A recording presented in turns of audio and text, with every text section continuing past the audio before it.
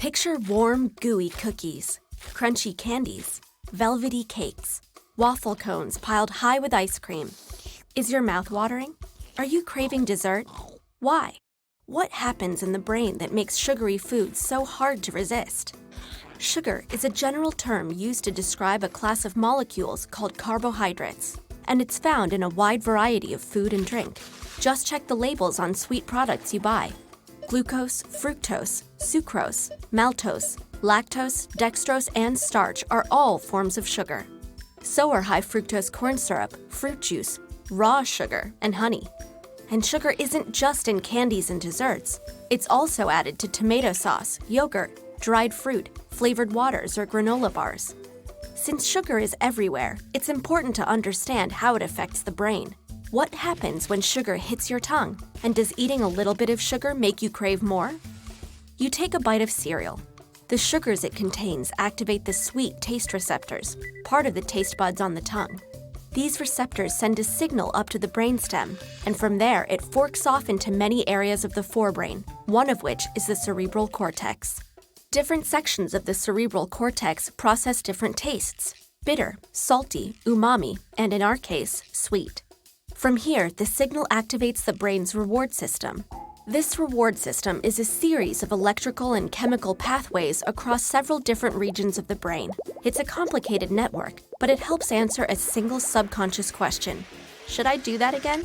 That warm, fuzzy feeling you get when you taste grandma's chocolate cake? That's your reward system saying, yes. And it's not just activated by food. Socializing, sexual behavior, and drugs are just a few examples of things and experiences that also activate the reward system. But overactivating this reward system kickstarts a series of unfortunate events: loss of control, craving, and increased tolerance to sugar. Let's get back to our bite of cereal. It travels down into your stomach and eventually into your gut. And guess what? There are sugar receptors here too. They're not taste buds, but they do send signals telling your brain that you're full, or that your body should produce more insulin to deal with the extra sugar you're eating. The major currency of our reward system is dopamine, an important chemical or neurotransmitter. There are many dopamine receptors in the forebrain, but they're not evenly distributed. Certain areas contain dense clusters of receptors, and these dopamine hotspots are a part of our reward system. Drugs like alcohol, nicotine, or heroin send dopamine into overdrive, leading some people to constantly seek that high. In other words, to be addicted. Sugar also causes dopamine to be released, though not as violently as drugs. And sugar is rare among dopamine-inducing foods. Broccoli, for example, has no effect, which probably explains why it's so hard to get kids to eat their veggies. Speaking of healthy foods, let's say you're hungry and decide to eat a balanced meal. You do, and dopamine levels spike in the reward system hotspots.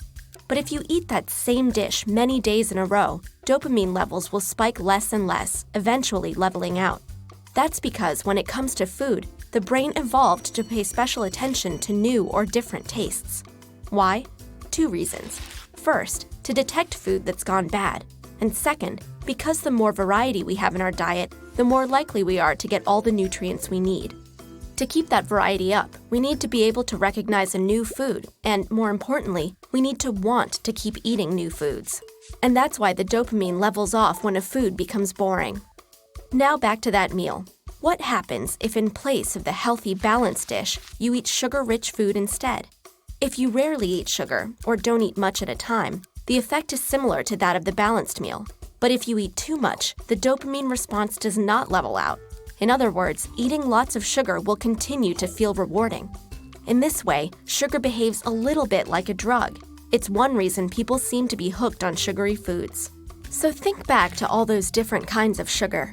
Each one is unique, but every time any sugar is consumed, it kickstarts a domino effect in the brain that sparks a rewarding feeling.